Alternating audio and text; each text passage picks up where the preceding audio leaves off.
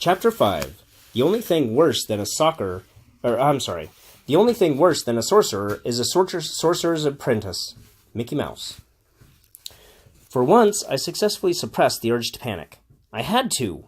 Without Oz around to hold things together until I calmed down, I couldn't afford hysterics. Instead, I thought. And thought.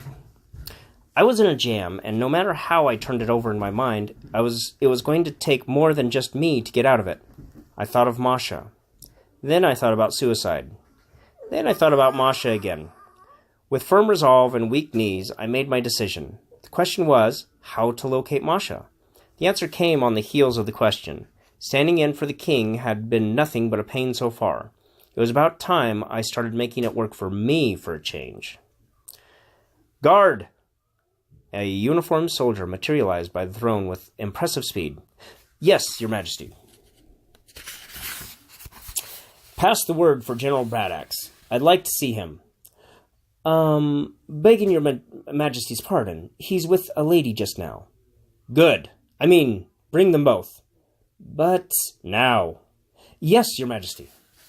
Oh my. The guard... Wait, so, Skeeve, Hold on. ordered a card. Back on it. Oh my god. The guard was gone with the same speed with which he had appeared. I tried not to grin. I had never gotten along particularly well with the military of Polsiltum. Of course, the fact that my first exposure to them was when Oz and I were hired to fight their war for them might have something to do with it. Anyway, the thought of some poor honor guard... excuse me. Some poor honor guard having to interrupt his general's tete-a-tete was enough to make me smile. For the first time in several days. Still, sending a guard to fetch a person I wanted to see was certainly better than chasing them down myself. Perhaps being a king did have its advantages. 2 hours later, I was still waiting. In that time, I had more than ample opportunity to reconsider the benefit of issuing kingly summons. Having sent for Bradax, I was obligated to wait for him in the throne room until he appeared. At one point, I considered the horrible possibility that he had taken Masha riding, and it might be days before they were located. After a little additional thought, I discarded the idea.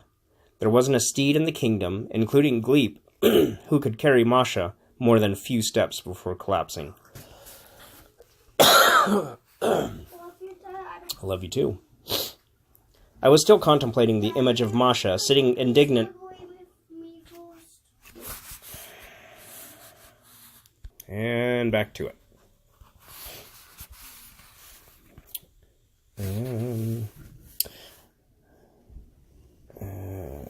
I was still contemplating the image of Masha, sitting indignant on the ground with a horse's legs protruding grotesquely from beneath her rump, when the herald sprang into action.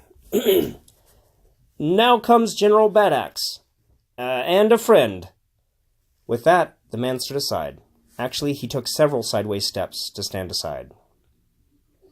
I've already described Masha's bulk. Well, Hugh Bradax wasn't far behind her. What he lacked in girth, he made up for in muscle.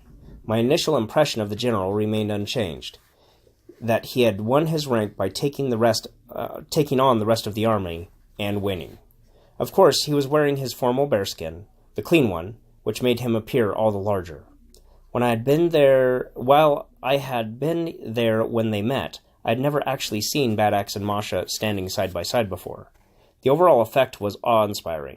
Together, they might have been a pageant of barbarian invasion gone decadent, if it weren't for the general's axe. His namesake, a huge double-bitted hand axe, rode comfortably in its customary place on the general's right hip, and the glitter from it wasn't all that decorative.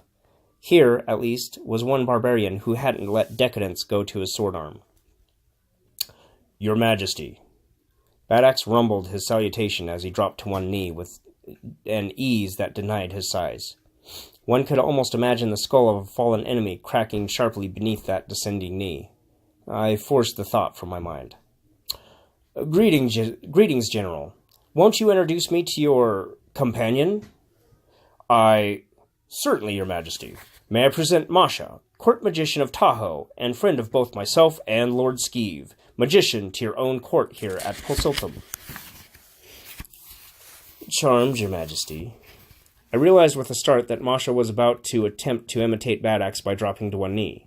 Even if she were able to execute such a maneuver, it would require sufficient effort as to invite ridicule from the other court retainers present, and somehow I didn't want that.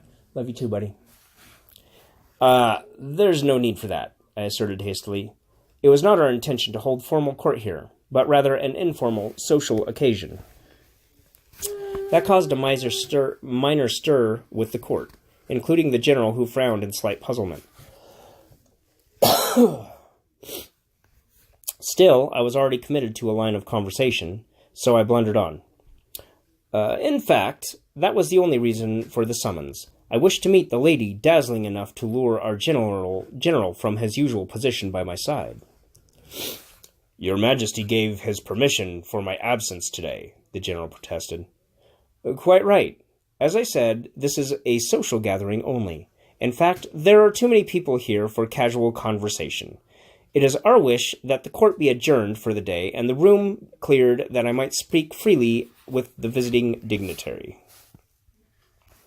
Again, there was a general ripple of surprise, but a royal order was a royal order, and the various retainers bowed and curtsied to the throne and began making their way out.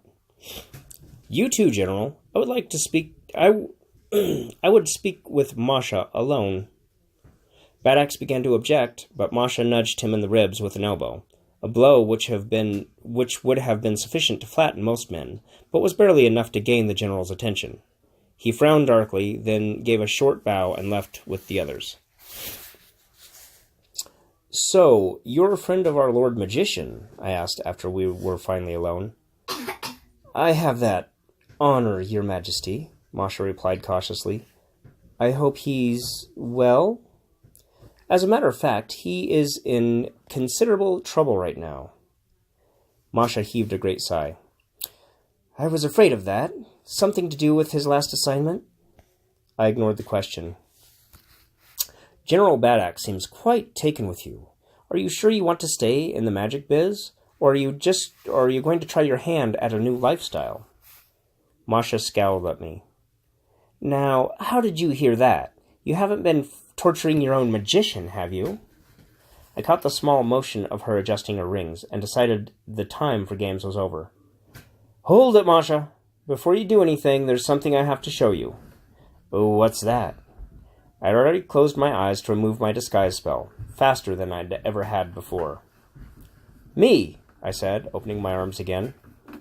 Well, I'll be. You really had me going there, hot stuff. It was just a disguise spell, I waved offhandedly.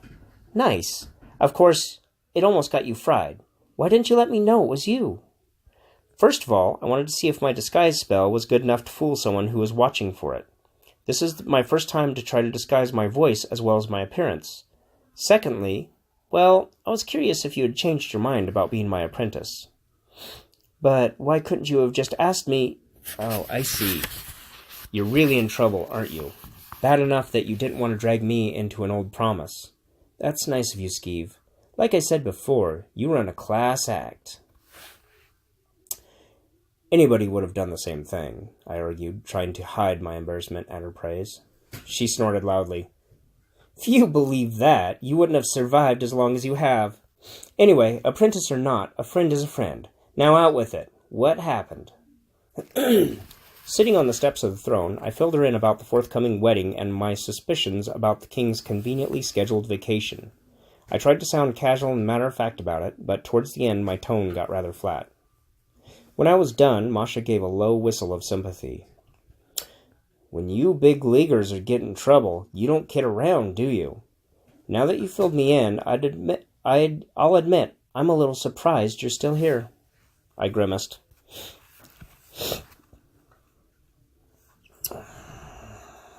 I'm a little slow from time to time, but you only have to lecture me once. If one day without a king is bad for a kingdom, a permanent disappearance would be disastrous. Anyway, what I need right now is someone to track down the real king and get him back here, while I keep bluffing from the throne. Masha scowled. Well, I've got a little trinket that could track him, if you've got something around that he's worn. That is... Are you kidding? You think court magicians dress this way in Polseltum? Everything I'm wearing and 2 more closetfuls in his quarters belong to the king. But what I can't figure out is why you need me. Where's your usual partner? What's his name? Oz? It seems to me he'd be your first choice for a job like this. Wherever he is, can't you just pop over to that dimension and pull him back for a while? Lacking any other option, I decided to resort to the truth, both about Oz's permanent departure and my own lack of ability to travel the dimensions without a D-hopper. When I was done, Masha was shaking her head. So, you're all alone and stranded here, and you were still going to give me an out instead of pressuring me into helping. Well, you got my help, mister, and you don't have to bribe me with an apprenticeship either. I'll get your king back for you before that wedding. Then we'll talk about apprentices. I shook my head. Right idea, but wrong order. I wasn't going to bribe you with an apprenticeship, Masha. I told you before I don't know much magic, but what I know I'll be glad to teach you, whether you find the king or not. I'm not sure that's an apprenticeship, but it's yours if you want it. She smiled, a smile quite different from her usual vamp act. We'll figure that out. We'll argue about that later. Right now, I've got a king to find. Oh, wait a minute. Before you go, you're pretty good with gadgets, right? Well, I've got a D-hopper in my quarters. I want you to show me 2 settings, the one for Diva and the one for Claw. You see, I'm not all that noble. If things get too rough or it takes you longer than a week to find the king, I want a little running room. If I'm not here when you get back, you can look for your noble Skeeve at the Yellow Crescent Inn in the bazaar at Diva. Masha snorted. You're putting yourself down again, hot stuff. You're going to try before you run, which is more than I can say for most in our profession. Besides, whatever you think your motives are, they're deeper than you think. You just asked me to show you 2 settings. You only need 1 to run.